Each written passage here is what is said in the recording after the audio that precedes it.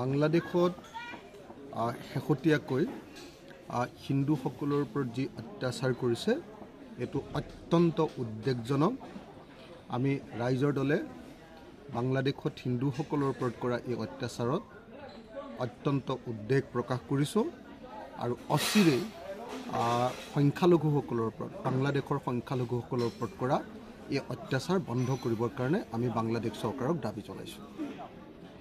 আমি ভাৰত চৰকাৰৰ ওচৰত দাবী উত্থাপন কৰিছোঁ যে ভাৰত চৰকাৰে অচিৰেই বাংলাদেশক সকিয়নি দিব লাগে যে বাংলাদেশত যাতে কোনোপধ্যে এজনো নতুনকৈ হিন্দু মানুহক হিন্দু মানুহৰ ওপৰত যাতে কোনো ধৰণৰ অত্যাচাৰ চৰকাৰী নিৰ্যাতন কোনোপধ্যে যাতে কৰা নহয়, ৰাষ্ট্ৰৰ যাতে নিৰ্যাতন কোনোপধ্যে নহয় তাৰ ব্যৱস্থা গ্ৰহণ কৰিবৰ কাৰণে ভাৰত চৰকাৰক আহ্বান জনাইছোঁ।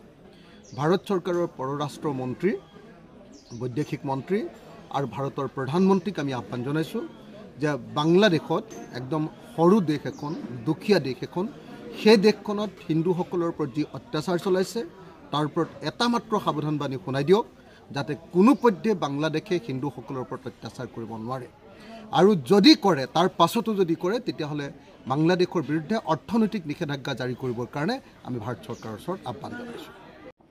বাংলাদেশত শেহতীয়াকৈ হিন্দুসকলৰ ওপৰত যি অত্যাচাৰ কৰিছে এটো অত্যন্ত উদ্বেগজনক। আমি ৰাইজৰ দলে বাংলাদেশত হিন্দুসকলৰ ওপৰত কৰা এই অত্যাচাৰত অত্যন্ত উদ্বেগ প্ৰকাশ কৰিছোঁ আৰু অচিৰেই সংখ্যালঘুসকলৰ ওপৰত বাংলাদেশৰ সংখ্যালঘুসকলৰ ওপৰত কৰা এই অত্যাচাৰ বন্ধ কৰিবৰ কাৰণে আমি বাংলাদেশ চৰকাৰক দাবী জনাইছোঁ। আমি ভাৰত চৰকাৰৰ ওচৰত দাবী উত্থাপন কৰিছোঁ যে ভাৰত চৰকাৰে অচিৰেই বাংলাদেশক সকিয়নি দিব লাগে যে বাংলাদেশত যাতে কোনোপধ্যে এজনো নতুনকৈ হিন্দু মানুহৰ ওপৰত যাতে কোনো ধৰণৰ অত্যাচাৰ চৰকাৰী নিৰ্যাতন কোনোপধ্যে যাতে কৰা নহয়, ৰাষ্ট্ৰৰ যাতে নিৰ্যাতন কোনোপধ্যে নহয় তাৰ ব্যৱস্থা গ্ৰহণ কৰিবৰ কাৰণে ভাৰত চৰকাৰক আহ্বান জনাইছোঁ।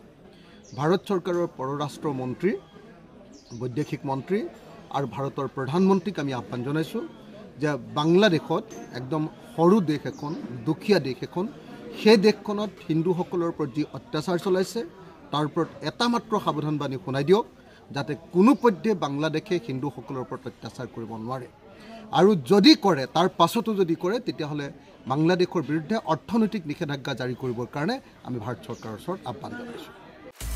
আপুনি বিচৰা বাতৰি পাব কেৱল নিউজ 18 এপত। নিউজ 18 এপ ডাউনলোড কৰিবলৈ স্কেন কৰক এই QR কোড। গুগল প্লে ষ্টৰতো পাব এই নিউজ 18 এপ।